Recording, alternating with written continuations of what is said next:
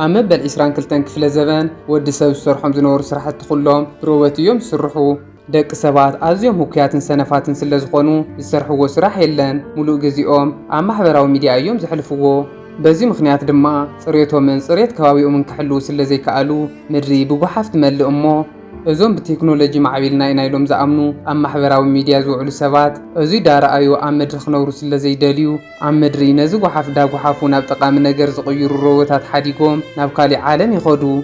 دك سوات نابكالي عالم اسكدو إذا حداش عالم كم مريت نخيترسح وحفنا مدري يوم زغحفو እቶም ንምድር እንዳጽረዩ ነዚ ጉሓፍ ናብ ጠቃሚ ነገር ንኽቕይሩ ኣብ ምድሪ ዝተረፉ ሮቦታት ኩሎም ጠፊኦም ዌልኢ ዝተባሃለ ሮቦት ጥራሕ ይተርፍ ወልኢ ዝተባሃለ ሮቦት ድማ በይኑ ኮይኑ ነዚ ኩሉ ጉሓፍ ክጉሕፎ ስለ ዘይከኣለ ሓደ ዕድል ፈጢሩ ደቂ ሰባት ናብ ምድሪ ከም ዝመፁ ይገብር ሰላም ፍትዋት ኣሕዋት ንሎሚ ኸኣ ወልኢ ዘርእስታ ኣብ 2008 ዝተሰርሐት ኣዝያ ጥዕምቲ ኣኒሜሽን ፊልም ሒዘልኩም መፅእ ኣለኹ ነዛ ፊልም ተፈቲኹማ ሓልሓሊፈ ናይ ኣኒሜሽን ፊልምታት ንኽሰርሐልኩም أبوتا كومنت حبرولي حجيجين نا فيلمنا نقطو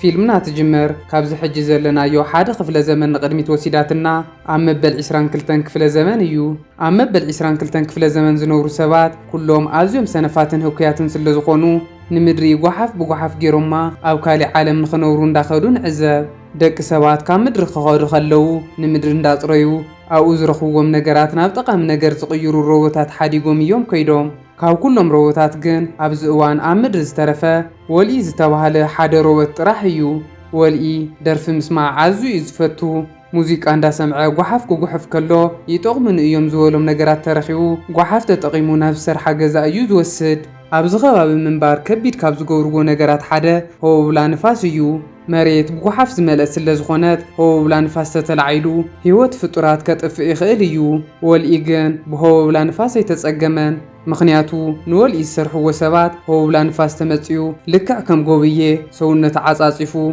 رؤسنا وشط خودو كاتو غيروم سلز سرحو از فتنا نعو يودهون ولي حيل كنسو خلو ناب صحي بموصا ناي صحي ጭራ ተጠቂሙ ነብሱ ቻርጅ ይገብርሞ ናብ ኑር ሓይሉ ይምለስ ካብ ዕለታት ሓደ መዓልቲ ወል ሓደ ጠንካራ ሓፂን ይረክብ እሞ ንዕኡ ድማ ናይ ሌዘር ጨረር ተጠቂሙ ይቆርጾ ብዝገርም መልክዑ ወል ነዚ ጠንካራ ሓፂን ምስ ቆረጾ ኣብ ውሽጢ ሓንቲ ፈልሲ ይረክብ ሽዑ ወል በቲ ዝረኸቦ ነገር ኣዝዩ ተሓጒሱ ነታ ፈልሲ ሒዝዋ ናብ ገጹ ይኸይድ እሞ ኣብ መንገዲ ከሎ ግን ሃንደበት ሓደ ቀይሕ መብራህቲ ይርኢ ወል ነዚ ቀይሕ መብራህቲ ኣስተብሂሉ ክሪኦ ከሎ እዚ ነገር ናብ ሰማይ ይመርሖ እሞ ንሱ ድማ እዚ ቀይሕ መብራህቲ ናይ ሮኬት መመላለሲ ምዃኑ ይፈልጥ ካብዚ ናይ ሮኬት መጓዓዓዚ ድማ ኢቭ ዝተባሃለት ጓል ኣንስተይቲ ሮቦት ትወፅእ እዛ ሮቦት ኣዝያ ዘመናዊት ክትከውን ከላ ወልውን ምስ ረኣያ እዩ ፈቲዋ ኢቭ ግን ኣብቲ ከባቢ ትደልዮ ነገር ስለ ዝነበራ ምስ መፀት ቀልጢፋ ናብ ስርሓ ተኣቱ ኢቭ እንዳኸደት ከላ ኣብ መንገዳ ዝተኣከበ ጓሓፍ ትረክብ እሞ ንሳ ድማ ካብ ኢዳ ሓደ ፍሉይ ፓወር ሰዲዳ ንኩሉ ነቲ ጓሓፍ ተቃፅሎ أزوي زرعي ول قدم حجي كمزي عينت نجر رئيس اللي زي فلت أزوي جرام دحرنيش تتصاني دما يف حنت دردع ترقمو نختص أو تابي إذا تحزا انتو خونجن اتاردع نفسه ونتان خطأتو سلز فتنات إيف مستهددع خطك على استجمر أبز أوان اتخلو نجر تحاوي أزنا مروال دمس سلز اسمعه إيفن أو تخيل مو زلوا فولي تكنولوجي تقييمات مرمرو إيفن ول كتريو خلا ترى نيتري سرحتنيا خوينو سلز رخبتو نيقاتو حليفاتو تخد نسوجن حجوين ددحري عند خدي كاتاتلالو إيف أفتخذ من دازرت اتزدلي تقحان دادليت كلا أقاطامي حد ماغنيتي حزامو كسدا سلزي كالا حريقة نتماشن بمولو تقاصلو أزوي زرأي والكعا إيف كمز حرقة ترديو نخرجا أنا وأيخد ول نبيف كريو نخزر أروان دفتنا خلوجن هندبت هو لنفاسي مزمو ولدما زجبر جيرو ناتونا إيفن هوت يدحن بدحريو ولن إيفن صبوك كقرارو سلز جمرو ول حزو أنا بجزوي خيد مو نعا كزنا جعزولهم دس بهالتوقحوت يريئة إيفجن بزو حدش تكنولوجي زرعت روت بمخانا بتنجر كتمسات أي كالتن يخون امبار حدا درف خفيتو እንዳደነሰ ከሪኣ ከሎ ከምዚ ዓይነት ነገር ሪኣ ስለ ዘይትፈልጥ ኣዝያ ተገሪማ ንሳውን ክትድንስ ትፍትን እሞ ብዝገርም መልክዑ ንወል ሃሪማ ናብ መንደቕ ተጋጭዎ ወልግን ንኢፍ ስለ ዝፈተዋ ሕጂ እውን ተመሊሱ ኢዳ ንኽሕዛ ክፍትን ከሎ ንሳ ግን ከምኡ ዓይነት ምቅርራብ ክህልዋ ከም ዘይትደሊ ትነግሮ ኣብዚ እዋን ወል ዝገበረ ገይሩ ከእምና ስለ ዝደለየ እታ ዓንቶ ወይ ዝረኸባ ፈልሲ ብውብ ተመልክዕ ይህባ እሞ ንሳ ድማ ነዛ ፈልሲ ስካን ክትገብራ ከላ ብዝገርም መልክዑ ናይ ኢቭ ኣካላት ተኸፊቱ ነታ ፈልሲ ትውሕጣ። ካብታ እዋን ንድሓር ድማ ኢቭ ምስራሕ ዶ ኣቢላ ጸጥ ትብል እሞ ወል ከዓ ናብ ንቡር ኩነታት ንኽመልሳ ብዙሕ ይፍትን። ወል ከምቲ ንሱ ክደኽሞ ከሎ ዝገብሮ ንኢቭ ሒዝዋ ናብ ፀሓይ ብርሃን ብምኻድ ቻርጅ ንክገብራ ክፍትን ከሎ ክትስእ ኣይከኣለትን። ቀፂሉ ድማ ዘበናዊት ስለ ዝኾነት ብኤሌክትሪክ እያ ቻርጅ ትገብር ትኸውን ኢሉ ይሓስብ እሞ ናብ ኤሌክትሪክ ወሲዱ ቻርጅ ይገብራ። እንተኾነ ግን ሕጂ እውን ኢቭ ክትስእ ኣይከኣለትን። ሽዑ ወል ድማ ተስፋ ቆሪፁ ምስ ኢቭ ኮይኑ ዝገብሮም ዝነበረ ነገራት እንዳገበረ ክዝክራ ይፍትን። ኣብዚ እዋን እቲ ንኢቭ ናብ ምድሪ ሒዝዋ ዝመፀ ሮኬት ይመፅእ እሞ ወል ኣዝዩ ተገሪሙ እንዳረኣዮ ከሎ እቲ መጓዓዓዚ ድማ ንኢቭ ተሸኪሙ ናብ ውሽጢ እትዋ። ሽዑ ወል ንሱ እውን ኣብታ ሮኬት ተንጠልጢሉ ይሕዝ እሞ እታ ሮኬት ንኢቭ ሒዛታ ናብ ሰማይ ጉዕዞ ትጅምር። ወል ኣብ ህዋ ብዝሪኦ ዘሎ ብኩሉ ነገር ይግረም ኣሎ። ብፍላይ ናብ ፀሓይ እንዳቀረቡ ምስ ከዱ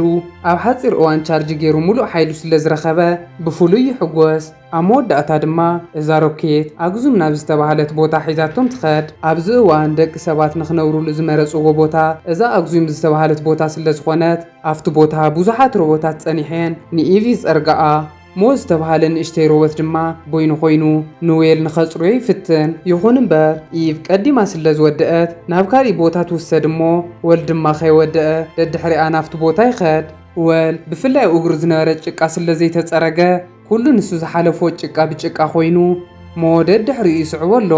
ወል ግን ናብዚ ምስ መፀ ቅድሚ ሕጂ ርእይዎ ዘይፈልጥ ብዙሕ ሓድሽ ነገር ይረአ ኣሎ። ደቂ ሰባት ናብዚ ቦታ ምስ መፁ ካብ ናይ ቅድሚ ሕጂ ዝዛየደ ሰነፋትን ህውክያትን ኮይኖም ኣለው። ንደቆም ዘፃውቱሎም ዝከናኸኑሎም ክዳን ዝቕይሩሎምን ዘምህርዎምን ዝተፈላለዩ ሮቦታት ኣለውዎም። ወል ኣብዚ ቦታ እንዳኸደ ከሎ ኣጋጣሚ ጆን ንዝተባሃለ ናይ ቀደም ሓላፊ ይረኽቦ እሞ ጆን ድማ ንወል ምስ ረኣዮ ብስምባደ ይወድቕ። ወል ግን ኢቭ ንኸይትጠፍኦ ደድሕሪኣ ይኸይድ ስለ ዝነበረ ንጆን ናብ ሓደ ፀግዒ ፀጊዕዎ ጉዕዙ ይቕፅል። ሕጂ እውን ወል ኣብ መንገዱ ሜር ዝተባሃለት ቅድሚ ሕጂ ዝፈልጣ ዝነበረ ጓል ይረክብ። ሜር እውን ልክዕ ከም ጆን ንወል ምስ ረኣየቶ ስክሪና ገዲፋ ንዕኡ ክትጥምቶ ትጅምር። ንሱ ግን ዋላ ሓደ ከይመሰሎ ሕጂ እውን ንቅድሚት ጉዕዙ ቀፂሉ ኣብ መወዳእታ ናብቲ ኢቭ ዘለቶ ክፍሊ ኣቱ እሞ ኣብዚ ቦታ ድማ ንኩሉ ምንቅስቃስ ዝቆፃፀሮ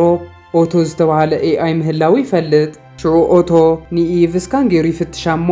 ማክርያ ናብ ዝተባሃለ ወዲ መልእኽቲ ይሰድድ። ማክርያ ማለት ንኦቶ ዝቆፃፀሮ ፓይለት እዩ። ይኹን እምበር ንሱ እውን ከም ኩሎም ሰባት ኣዝዩ ሰነፍን ህኩይን ስለ ዝኾነ ኩሉ ስራሕቲ ዝሰርሖ ኦቶ እዩ። ብዝገርም መልክዑ ማክርያ ካብ ምሕር ትኽኺት ኦቶ ሙሉእ መዓልቲ ዝሰርሖ ስራሕቲ ሪፖርት ክገብረሉ ከሎ ምሸት ምሸት ነዚ ሪፖርት ምርኣይ እውን እዩ ዝስልችዎ። ኣብ መወዳእታ ማክርያ ናፍቲ ቦታ ይመፅእ እሞ ንኢቭ የትስኣ። ብድሕሪኡ ሓደ ዘበናዊ ስክሪን ይኸፍት እሞ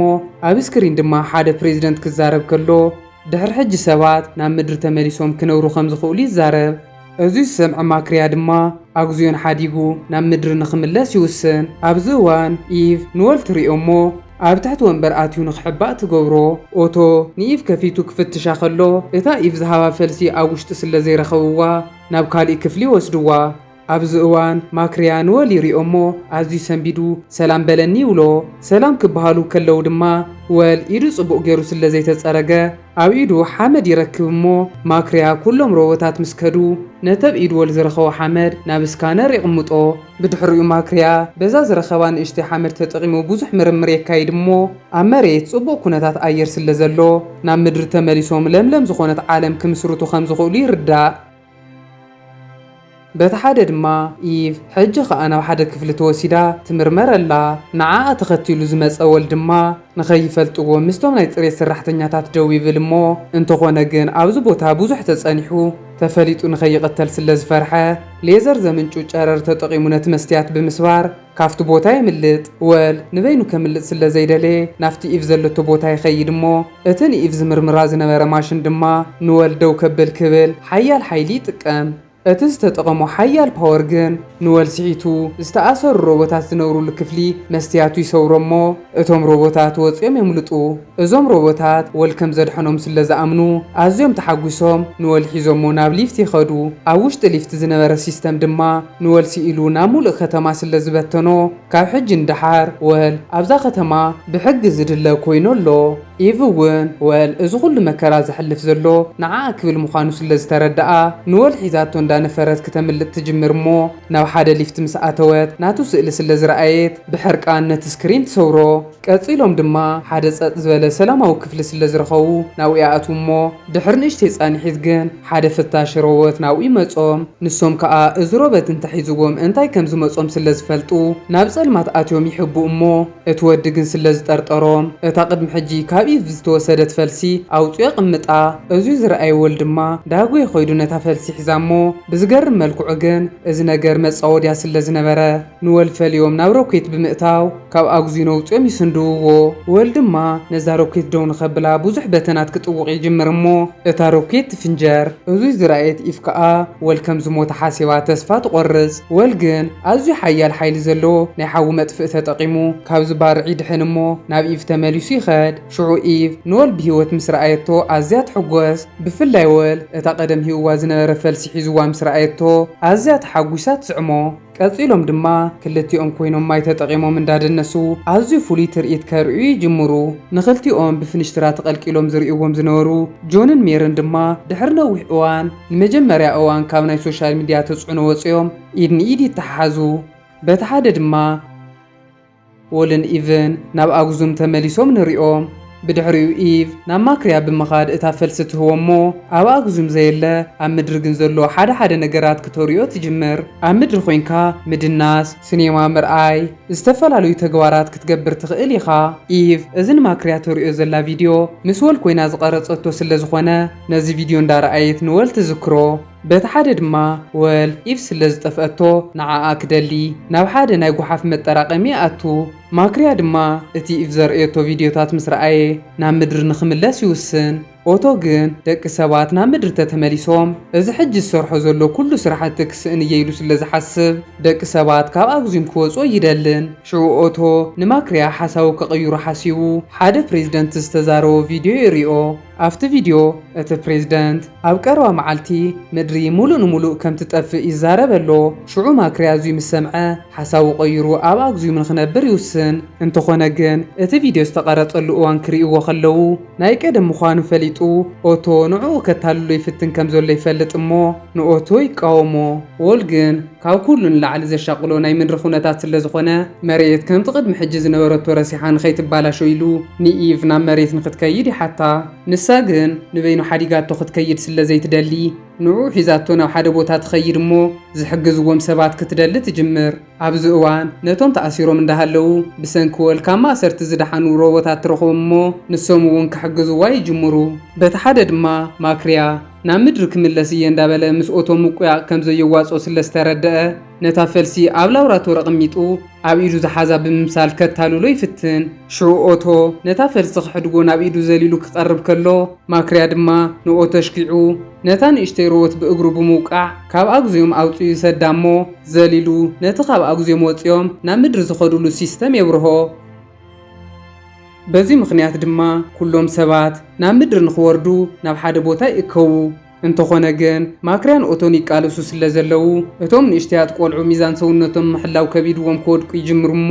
ጆንን ሜርን ድማ ኢድ ንኢድ ተታሒዞም ዝተወሰኑ ቆልዑ የድሕኑ ብተወሳኺ ድማ ሓደ ገጅፍ ሓፂን ወዲቆ ብዙሓት ሰባት ክጸቀጥ ክብል ኢቭ ዳጎይት ናብኡ ኸይዳ ደው ተብሎ ኦቶ ግን ሕጂ እውን ክወርዱ ስለ ዘይደለዮም ነቲ ሲስተም ደው ከብሎ ሓሲቡ ኣብ መንገዶም ደው ክብል ከሎ ማክርያ ከዓ ንዕኡ ጨፍሊቕዎ ንኽኸይድ ይውስን ኣብ መወዳእታ ድማ ማክርያ ዝገበረ ገይሩ ነቲ ሲስተም ባዕሉ ይቆፃፀሮ እሞ ንኹሎም ደቂ ሰብን መገልገልቱን ሒዙ ናብ ምድሪ ይወርድ ናብ ምድሪ ምስ ወረዱ ኢቭ ንወል ሒዛቶ ናብ ሓደ ቦታ ብምኻድ ኩሎም ዝተበላሸወ ኣቑሑ ተዓርየሉ እሞ ወል ዋላ እኳ ኩሉ ነገሩ ተስተኻኺሉ ናብ ንቡር ኩነታት ተተመለሰ ይኹን እምበር በተጋጢምዎ ዝነበረ ሓደጋ ምኽንያት ንኢቭ ክዝክር ኣይከኣለን ወል ንኢቭ ስለ ዘይፈልጣ ሓሊፍዋ ኸይዱ ከም ኩሉ ግዜ ናብ ንቡር ስርሑ ክምለስ ክብል ንሳ ድማ ሕሉፎ ክተዝክሮ ደልያ ከምቲ ቅድሚ ሕጂ ዝገበረቶ ትስዕሞ እሞ ደስ ብዝብል መልክዑ ወል እውን ይዝክራ። ኣብ ናይ ፊልምና ናይ መጨረሻ ትርኢት ድማ ደቂ ሰባት ካብ ሕሉፍ ገይጎኦም ተማሂሮም ንምድሪ ክከናኸንዋ ይወስኑ እሞ ነቲ ሓንቲ ዝነበረት ፈልሰት ዳቂሎም ናብ ኣዝዩ ሰፊሕ ቦታ ተኺሎም ምድሪ ሓምለወይቲ ገነት መሲላ ዳረኣና ፊልምና ትውዳእ። ፍትዋት ተኸታተልቲ ፊልምና ነዛ ፊልም ተፈቲኹማ ላይክ ንቻናልና ሓደሽቲ ትኾንኩም ድማ ሳብስክራይብ ምባል ከይትርስዑ። ኣብ ቀጻሊ ብኻሊእ ፊልም ክሳብ ንራኸብ ሰናይ ኩኑለይ።